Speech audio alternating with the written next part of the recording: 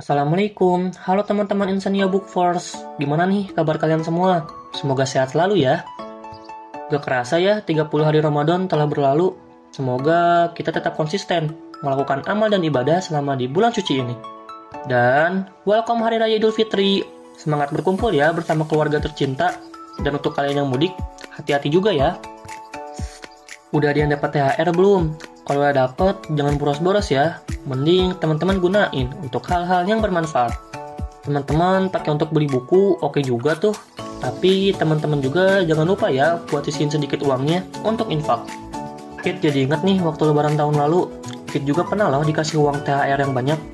Kalau nggak salah, uangnya itu Kit belikan buku novel untuk bacaan baru di rumah.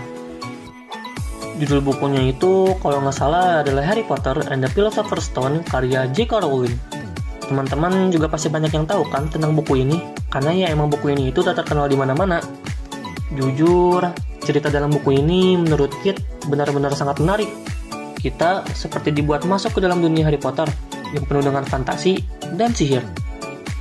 Cerita dalam buku ini juga sangat menarik dan sulit untuk dilupakan. Nah, kali ini Kit mau ngasih informasi menarik nih mengenai perjalanan hidup penulis serial Harry Potter 1 ini, yaitu J.K. Rowling. Tapi sebelum itu, selamat datang ya teman-teman semua di podcast Lensa Nalar. Di sini, Kit bakal ngasih informasi menarik nih kepada kalian semua mengenai literasi, buku, dan bahasa. Joanne Rowling, atau yang bisa disebut J.K. Rowling, lahir pada tanggal 31 Juli 1965 di Yate, Inggris. Inisial K yang ada pada nama penanya berasal dari sang nenek yang bernama Kathleen. Pada saat kecil, ternyata kehidupan rumah tangga dari Rowling tidak begitu harmonis. Ayahnya yang bernama Peter tidak pernah peduli pada keadaan keluarganya, sedangkan ibunya yang bernama Anne mengalami sakit yang cukup lama. Hal inilah yang membuat Rowling akhirnya membenci ayahnya sendiri dan menolak untuk berbicara dengan ayahnya dalam bertahun-tahun. Setelah ayah dan ibunya berpisah, dia dan adiknya ikut bersama sang ibu dan meninggalkan ayahnya yang dibencinya. Oh iya, ada fakta menarik nih mengenai Rowling. Ternyata Rowling sendiri muda sudah terbiasa loh baca buku. Bahkan Rowling sendiri menyebut bahwa dirinya itu adalah seorang kutu buku. Sejak masih kecil, Rowling juga mempunyai impian untuk menjadi seorang penulis. Pada umurnya yang 6 tahun, Rowling pernah menulis kisah tentang kelinci yang diberi judul Rabbit. Pada umurnya ke-11 tahun, Rowling juga mulai menulis novel pertamanya yang ia beri judul 7 Berlian Terkutuk. Ada satu fakta menarik lagi nih mengenai Rowling. Pada saat Rowling bersekolah di gereja Inggris pada tahun 1974, Rowling pernah dicap sebagai murid yang bodoh lah oleh gurunya sendiri karena nilai matematikanya yang jelek. Tidak disangka ya, orang yang dulu dianggap bodoh oleh gurunya sendiri ternyata bisa menjadi seseorang yang terkenal dan banyak menginspirasi orang lain. Seiring berjalannya waktu, imajinasi Rowling semakin berkembang pada saat ia masuk di sekolah menengah Wayne School and College, Sudbury, Gloucestershire, Inggris. Selain itu juga, salah satu gurunya, yakni Lucius Shepard, menginspirasi Rowling muda tentang pentingnya struktur dan ketelitian dalam suatu penulisan karya tulis. Setelah lulus dari sekolah menengahnya, Rowling mencoba mendaftar di Universitas Oxford. Hanya saja, keinginannya tersebut tidak dapat diwujudkan. Pada akhirnya, Rowling melanjutkan pendidikan tingginya di Universitas Exeter dengan mengambil konsentrasi jurusan yaitu bahasa Prancis. Pada saat masa awal dia kuliah di Exeter, Rowling merasa bahwa keadaan di Exeter itu tidak sesuai dengan harapannya. Namun, lambat laun, ia mulai menikmati kuliahnya setelah bertemu dengan beberapa teman yang satu frekuensi dengan dirinya. Di Universitas Exeter juga, Rowling semakin menghabiskan waktunya untuk membaca berbagai buku berbahasa Prancis dan genre klasik. Bahkan, Rowling pernah terkena denda sebanyak 50 pound sterling loh, karena terlambat mengembalikan buku yang Rowling pinjam di perpustakaan. Setelah lulus dari Universitas Exeter, Rowling bersama teman-temannya pindah ke sebuah flat di Clapham Junction. Ia kemudian mengambil kursus untuk menjadi sekretaris dwi bahasa. Ia juga mengambil kerja paruh waktu sebagai pendokumentasi hak asasi manusia di Amnesty International London. Pada momen ini juga, Rowling mulai menulis novel dewasa, meskipun beberapa novel tersebut tidak pernah berhasil diterbitkan. Nah, mungkin teman-teman ada yang penasaran, kapan sih Rowling mendapatkan ide untuk membuat serial Harry Potter? Nah, itu terjadi pada tahun 1990 ketika Rowling sedang berada di dalam kereta yang sedang melakukan perjalanan dari Manchester ke London.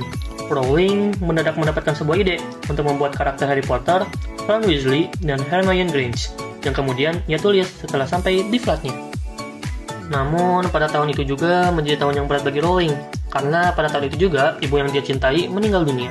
Bahkan, Rowling pun harus kehilangan pekerjaannya selepas ibunya meninggal. Rowling dihadapkan pada dua pilihan, yaitu berjuang atau kabur. Pada tahun 1991, Rowling memutuskan untuk pindah ke Portugal. Dia mengambil pekerjaan menjadi seorang pengajar kelas malam bahasa Inggris sekaligus tetap menulis di siang harinya. Di Porto, Rowling bertemu dengan wartawan bernama George Orantes di sebuah bar. Mereka memiliki idola yang sama, yaitu Jane Austen yang merupakan seorang novelis berkewarganegaraan Inggris. Merasa cocok, mereka berdua pun menikah pada 27 Juli 1993 di Portugal.